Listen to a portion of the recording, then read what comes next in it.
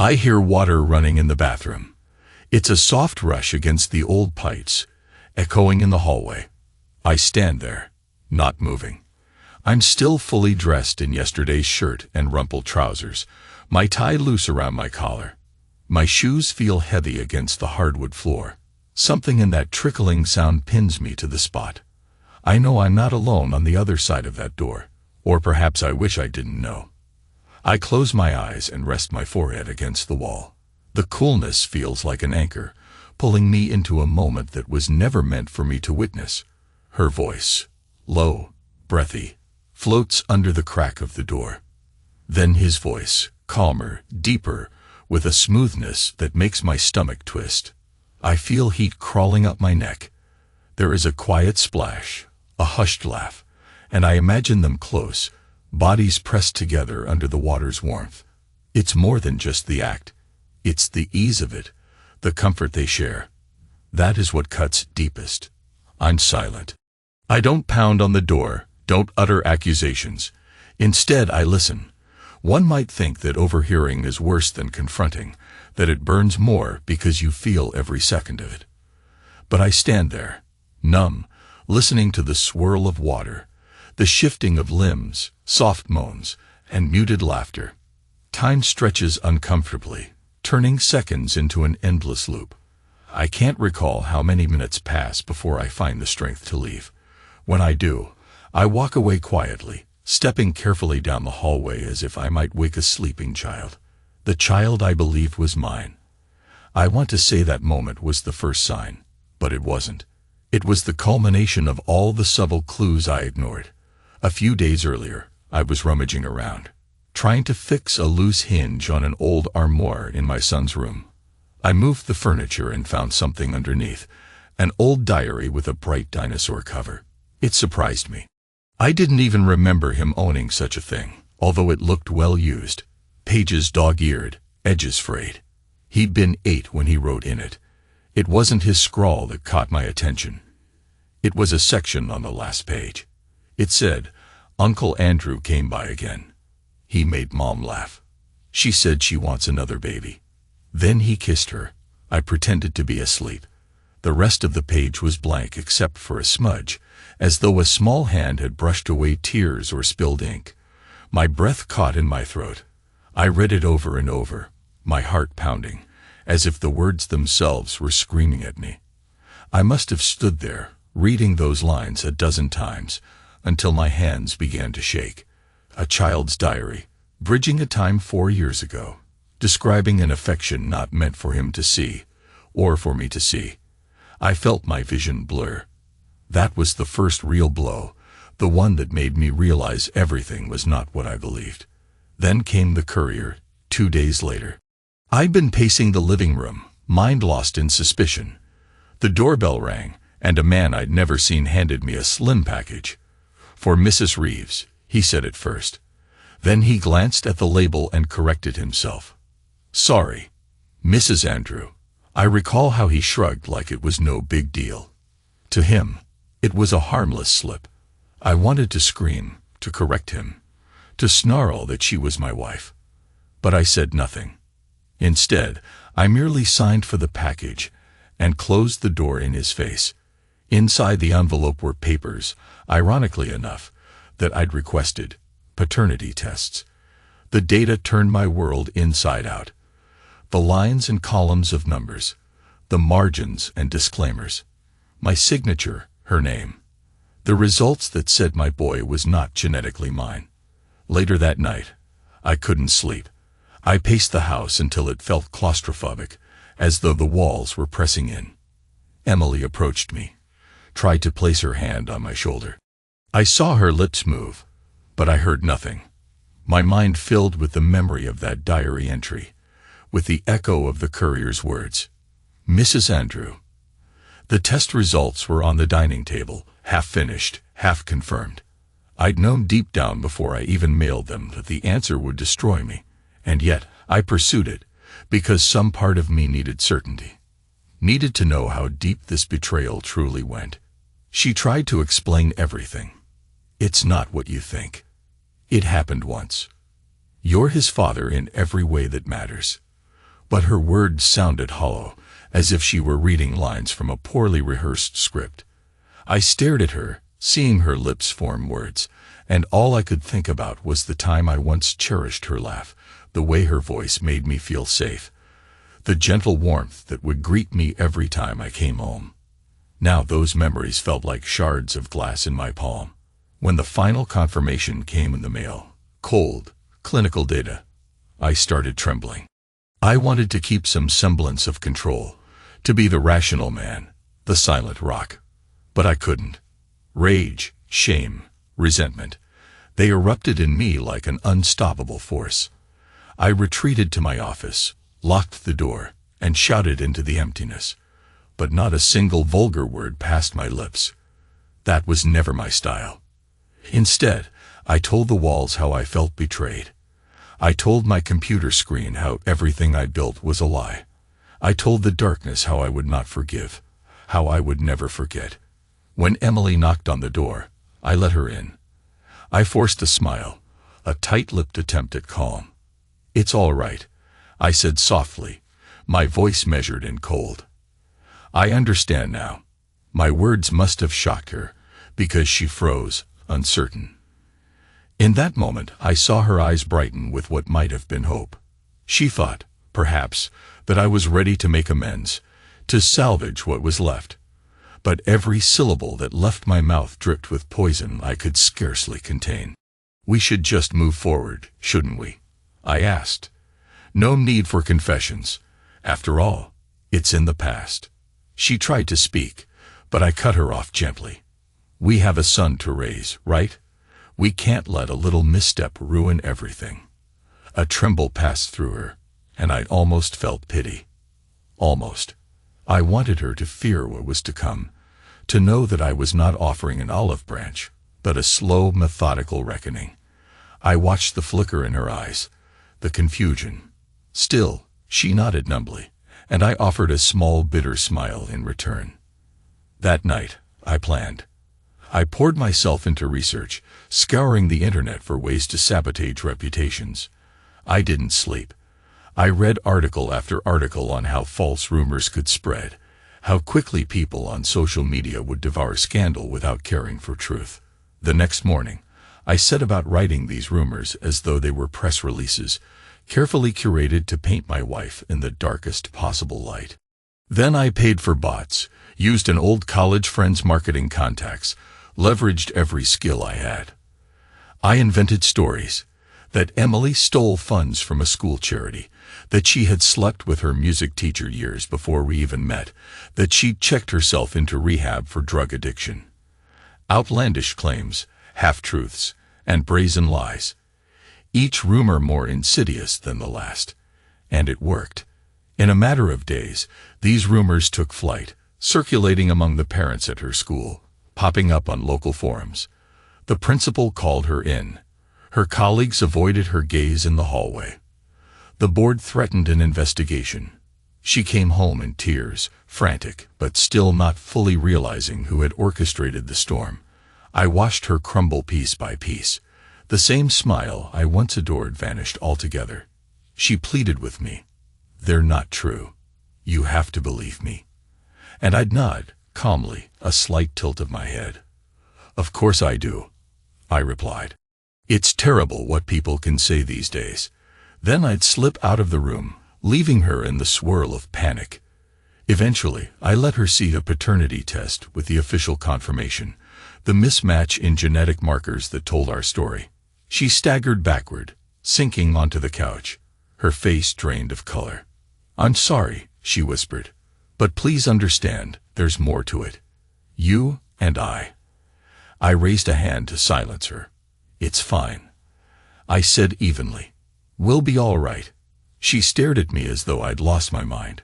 Maybe I had, but I saw something else in her eyes.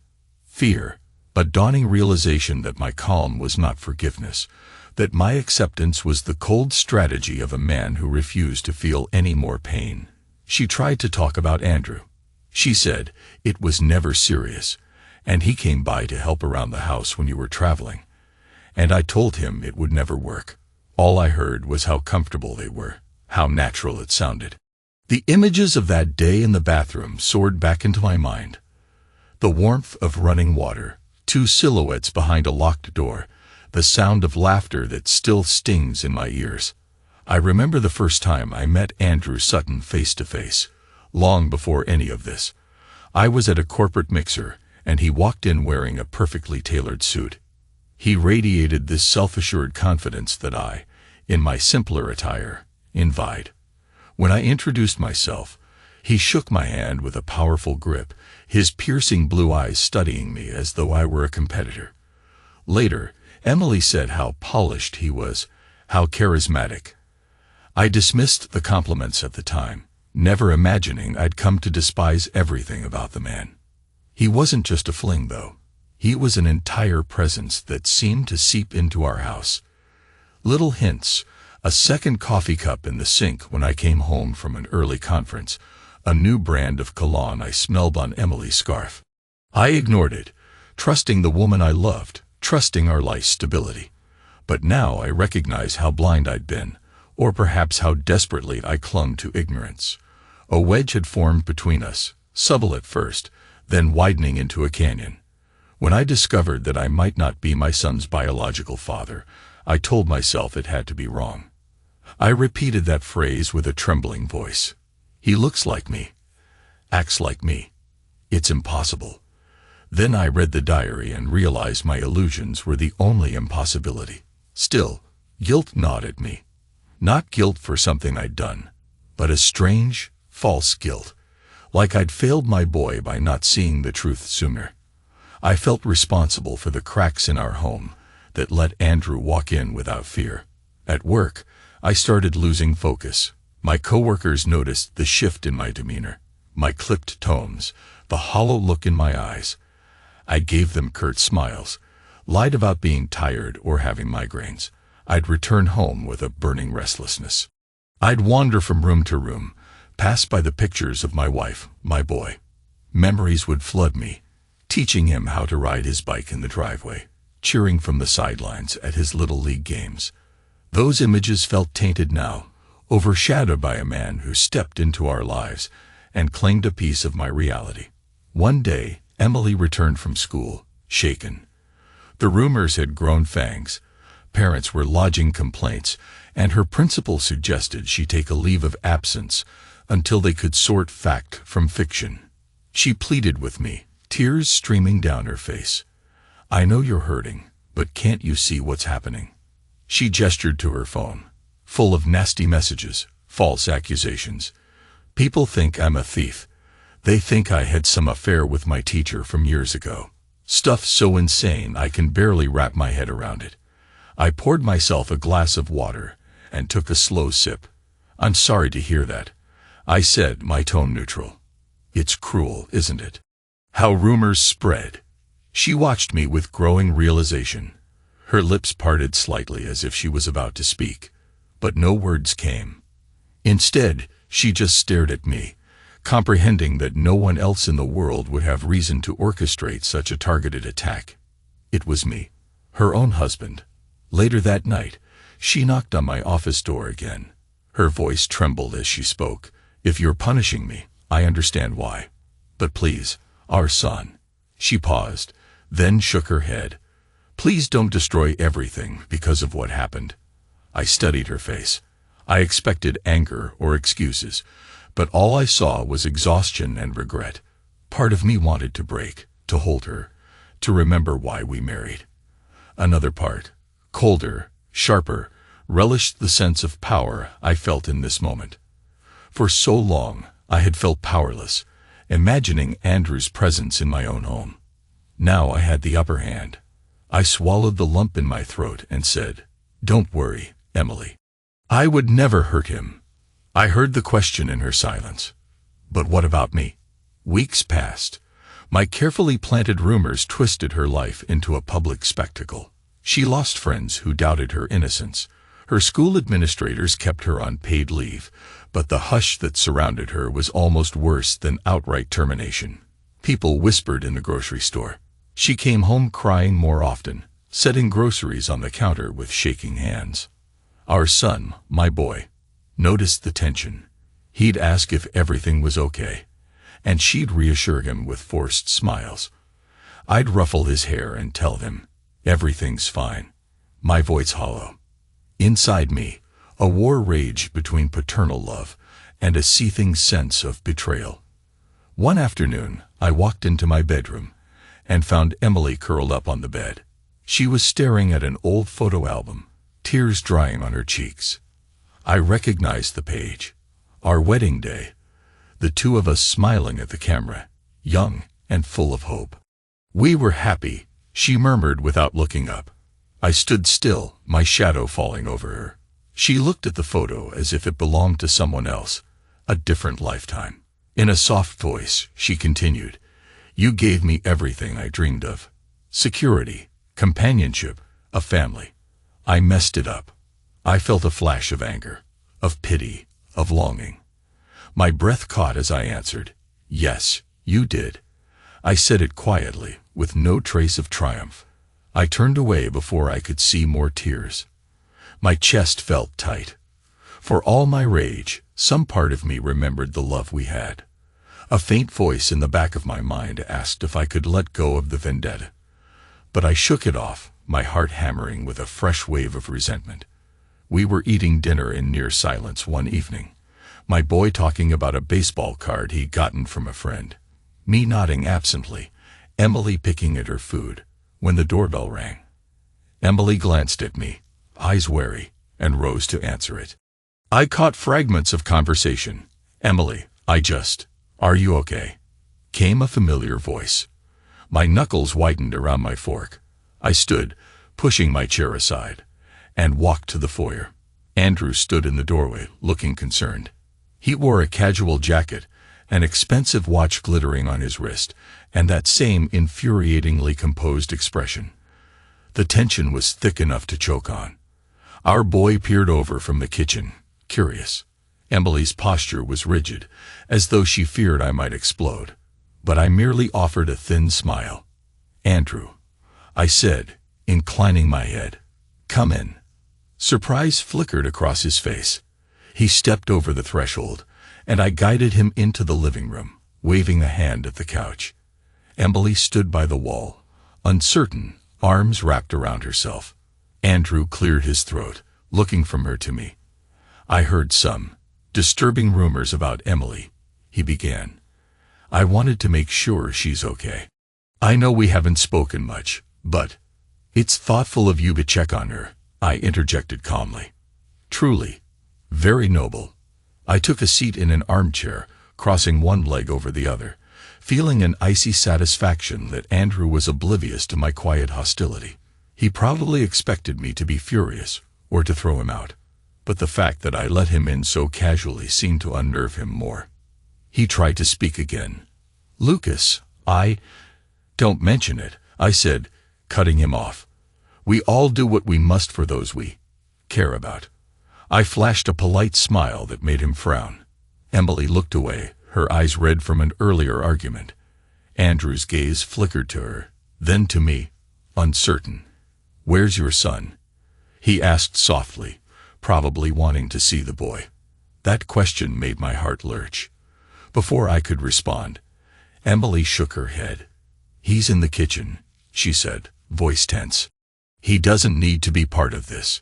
Andrew nodded, but a flicker of emotion crossed his face. Concern, guilt, a fatherly instinct that turned my stomach. I took a slow breath, focusing on controlling my voice. "Actually," I said, "why don't we let him finish dinner? He has no business with you." Andrew swallowed. For the first time, I saw genuine uncertainty in his eyes. Silence stretched between us. Finally, he cleared his throat. "I just wanted to make sure Emily was safe. The rumors, they could cost her everything." "Yes, they could," I replied softly. "But I suppose that depends on the truth, doesn't it?" He stared at me, reading something dangerous in my gaze. Then he nodded and stood, adjusting his jacket. "I see," he murmured. "Well, if you need any help, legal, emotional, whatever, just let me know." He offered a glance at Emily, who flinched. Then he left. I sat for a long moment, staring at the closed door. I felt my heartbeat hammering in my ears. Part of me wanted to stand up, chase him down, and break something, but I stayed put, as composed as ever. Emily sank into the couch, face buried in her hands. I said nothing. Time plodded forward, marked by small, excruciating moments. Emily's tearful phone calls to her mother, my son's confusion, the day I got called to meet with Emily's principal as her emergency contact, the endless nights I'd wake in a cold sweat, haunted by the memory of that damp laughter in the bathroom. And then came the day it all snapped. Emily tried to apologize again, standing in the hallway outside my office. "Lucas, please," she said, her voice trembling. "I never meant to hurt you. I regret what I did with Andrew." It was a weak moment that lasted years. I said, barely above a whisper. Her lips quivered. It wasn't continuous. It was an escape, and it was wrong. I take responsibility. But we can't live like this. I nodded, a bitter laugh caught in my throat. Oh, I agree. We can't. I glanced at my watch. I'm late for a meeting. She reached for my arm, but I pulled away gently, giving her a cold smile. "We'll talk about it later," I murmured. Then I walked out the door, leaving her in the emptiness behind me. The truth is, I had no meeting.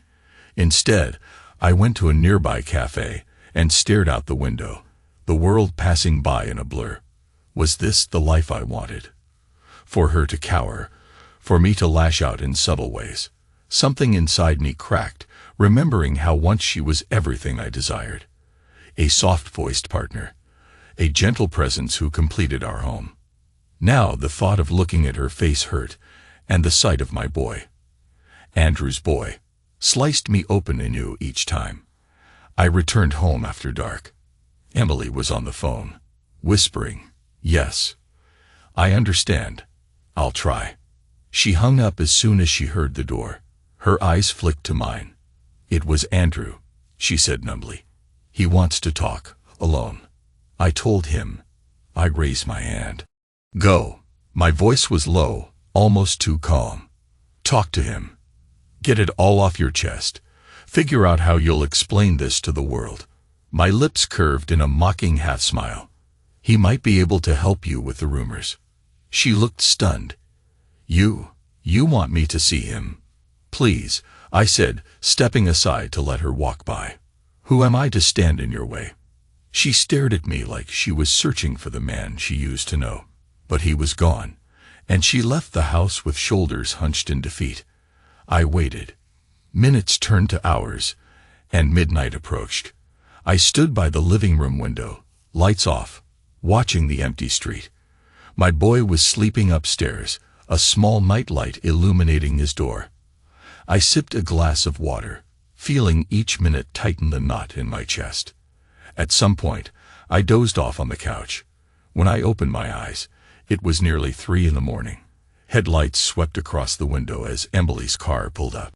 She slipped inside quietly, probably thinking I was in bed. I flicked on a single lamp, revealing myself in the armchair. She froze, keys dangling from her fingers. Her cheeks were flushed, her eyes rimmed with red. I asked, in a soft voice, "How was he?" She just shook her head, tears forming again. "We talked," she whispered. "He wanted me to leave you. He said it's time we stopped pretending." I gave a faint nod. "And what did you say?" "I told him we have a family," she murmured. "I told him I couldn't just walk away. Even if you..." She broke off. "Even if I'm destroying your reputation," I offered, arching an eyebrow. "That is what you mean, right?" She lowered her gaze. "Yes, but I deserve it, I suppose." I let out a long breath. I wanted to feel triumphant hearing those words. Instead, I felt hollow, as though I stood on the edge of a cliff with no safe way forward. "We can't keep this up forever," I said, my voice thick with weariness. She nodded. A trembling hush fell between us. Finally, she whispered, "What do you want?" I stared past her, at a photo on the mantel. Our wedding day, ironically replaced with a photo of our son's first birthday, me holding him, Emily beaming. My throat tightened. "I'm not sure," I admitted. "I'm not sure if I want to tear your life apart or walk away and never see you again." She stood there, hands twisting around the keys. "I know I hurt you. She paused, searching for words. "I wish you could see I never stopped loving you. It was just, something happened to us. We lost each other along the way." I squeezed my eyes shut. Maybe in another life, I'd listen and try to piece things together. But in this life, all I had was bitterness. "I think you should sleep in the guest room," I said simply. "We'll talk tomorrow." She opened her mouth as if to say more, but then closed it, turning toward the hallway. I remained in the darkness, my thoughts swirling. My heart pounded with leftover adrenaline, but my mind felt numb.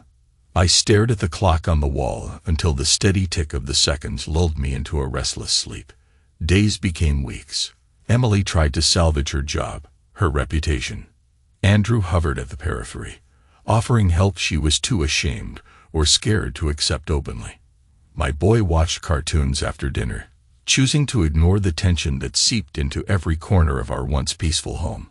And I seethed quietly, dreaming of a grand finale, some closure that would free me from this storm of betrayal. That closure came one evening when I received a message from Andrew. He'd mustered the nerve to text me. "We need to talk. Man to man." It read more like a threat than an invitation. I stared at it, my hands shaking slightly, then typed a simple response. "Come by tomorrow evening. Emily will be out. We can talk." The next day, I sent Emily to run errands. Our son was at a friend's house for a sleepover. I prepared the living room, tidying up, setting out 2 glasses, a bottle of whiskey. I wanted the scene to have a theatrical air, a stage for the final confrontation. When Andrew knocked, I opened the door and gestured for him to step inside without a word. He looked around, cautious, but accepted my offer to sit on the couch. "I don't want to fight," he began, his tone measured, "but this situation can't continue. You're hurting Emily, and by extension, you're hurting my son." My jaw clenched. He corrected himself awkwardly.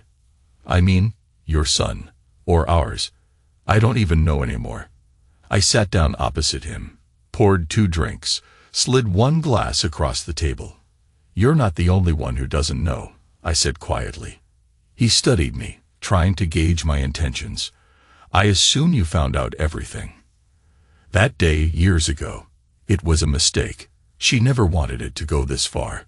But once she realized she was pregnant, "Stop," I said, my voice trembling slightly. I placed my glass down, ignoring the burn in my throat. "I don't need your version of the story. I know what happened." I paused, gathering the storm inside me. Then I added, "You want my wife, my family. Take them." He blinked, genuinely thrown off. "What are you talking about?" I forced a small laugh. "I'm giving you what you claim to want. Isn't that why you keep coming around? Isn't that what all this is about? You think you can play house with Emily and waltz into my boy's life as though nothing happened." My words dripped with a bitterness I had spent weeks perfecting. Andrew downed his whiskey and set the glass aside. "Listen, I care about Emily, yes, and obviously I care about him. But I'm not trying to rub salt in your wounds. I'm here because I don't want more damage done. This rumor campaign you started." I cut him off with a quiet question. "And if I don't stop it, what then?" He let out a frustrated breath. "I could sue you for defamation, for harassment. I have resources, lawyers. That's not a threat, but a suggestion." I finished for him. "You're a powerful man, Andrew. You could bury me, ruin my career, maybe do worse." I leaned forward, resting my elbows on my knees. "But ask yourself, would that fix anything? Would that make the boy's life better or keep your name out of the mud?" He was silent. We locked eyes, both aware that any further escalation could lead to mutual destruction. For a moment, I saw hesitation and regret flicker across his face. It dawned on me that maybe he wasn't quite the heartless villain I painted him to be, just a man who acted on impulse and arrogance, never imagining the fallout. The realization didn't soften my anger, but it made me see him as human. "Emily doesn't deserve this," he finally murmured. "She made a mistake. I made a mistake. But the way you're punishing her is cruel." "Cruelty," I repeated, letting the word settle. "It's interesting how she never thought about that when my house turned into your playground. When my son became your son." He flinched. The guilt was there, real and raw. I can't change the past, but I want to protect the future, his especially. I inhaled slowly, rage coiling inside me. Then, with a tightness in my chest, I said, "I've made my point. The rumors, the lies, they served their purpose. Emily's cornered, humiliated. My next step depends on what you do." Andrew leaned back, a flicker of relief crossing his features. He clearly thought this meant negotiation. "So, is there a truce?" I downed my whiskey in one gulp. The burn slid down into the pit of my stomach, fueling the next words out of my mouth. "I'll consider stepping back if you vanish from our lives. For good." My eyes locked onto his. "You understand me. No calls, no visits, no attempts at fatherly bonding. You're gone." He swallowed hard. "That's not fair." "Fair," I repeated, letting out a humorless laugh. "Did you think I'd be fair after everything you stole from me?" Silence strangled the air. Andrew looked away, conflict raging behind his eyes. "I'll have to talk to Emily," he said at last, voice subdued. "No, you won't," I answered. "Emily's decision or not, if you push your presence further, I will make it my life's mission to ruin yours. That is the only courtesy I'm extending." He said nothing for a moment, just stood up slowly, tension in every line of his body. "All right," he said finally, voice strained. "I'll go." I watched him walk to the door. Before he left, he turned back. "I never meant for this to happen. I'm sorry." I looked away, staring at the half-empty glasses. "Go." I was tired of hearing apologies. The door clicked shut.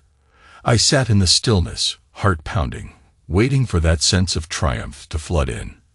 But all I felt was fatigue and something dangerously close to sorrow. Emily came home later. She walked into the living room, found me staring at the whiskey on the table. "He was here," she said quietly, as if she already knew the answer. "Yes," I replied. She waited, arms folded, eyes scanning my face. And I sighed. "I told him to vanish. Otherwise, I'd destroy him." Her chin trembled. "He told me you'd do that if I tried to see him again." She took a shaky breath. "So that's it. You're going to keep him away from our son forever." "That's right," I said, though my voice faltered slightly at the mention of the boy. "You want to protect him. Then you do it by letting Andrew walk out. Let him fade back into whatever world he came from." She bit her lip, tears forming. "And us? What happens now?"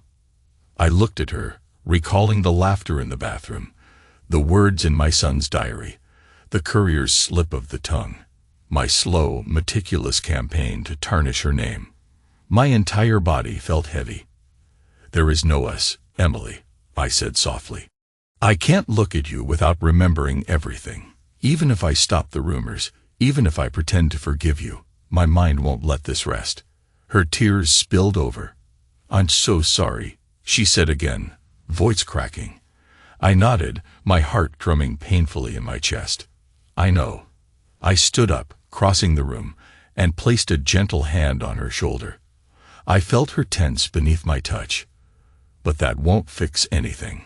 Her eyes, red and weary, locked onto mine, searching for some last spark of the man she married. "What do we do?" I swallowed hard, fighting the tightness in my throat. "We talk to a lawyer," I said. "Figure out custody. We remain civil for his sake. But you and we're done." I stepped away, the finality of my words reverberating through the room. She stifled a sob, nodding helplessly. I expected to feel a triumphant release, the vengeance I'd nurtured for weeks. Instead, I felt empty, like a man walking away from a battlefield where he'd won at the cost of everything he held dear. It took another month for the rumors to fade. I used what leverage I had to quietly retract them, letting them die off in the unrelenting churn of internet gossip. Emily kept her job after a lengthy investigation, though her reputation carried a permanent shadow. Andrew, true to his word, perhaps out of fear, made no further attempts to see her or our son.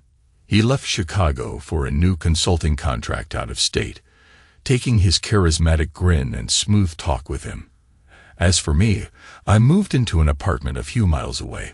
The divorce proceeded in a hush, with more paperwork than shouting matches. We told our boy that Mommy and Daddy need some space, the usual half-truth that children sense is bigger than the words. He visited me on weekends. Sometimes I'd hear him ask if Andrew was ever coming by again, and each time it cut me deeper. I'd gently deflect, "We're doing fine, aren't we?" And he'd nod uncertainly. My anger simmered, but it no longer had a clear target. I'd stare at his innocent face and wonder if I was punishing him for someone else's betrayal.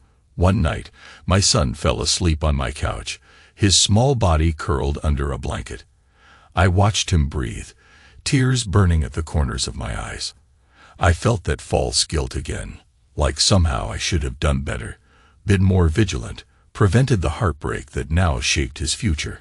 I gently brushed his hair, remembering the day of his birth, that surge of love I felt, more powerful than anything I'd ever known. That love wasn't undone by a test or a piece of paper. It was real, forged over years of bedtime stories and baseball games. I thought about Emily. We shared a home, a life, a sense of family, even if the foundations had been hollow. And I thought about Andrew, a man who was never meant to be part of our story, yet somehow ended up changing everything.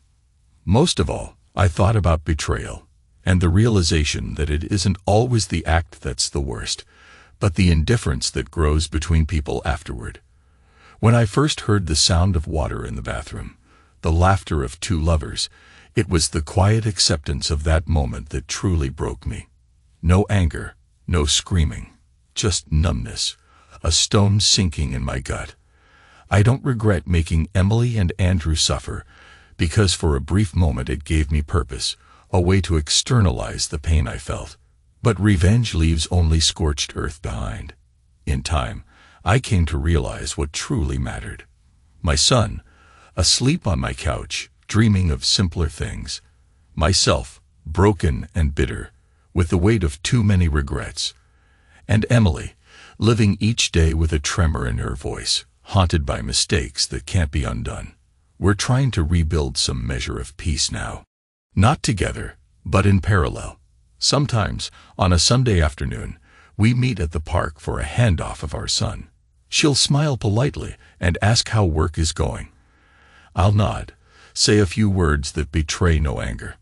We stand there awkwardly, two people who once loved each other, now separated by a chasm of lies.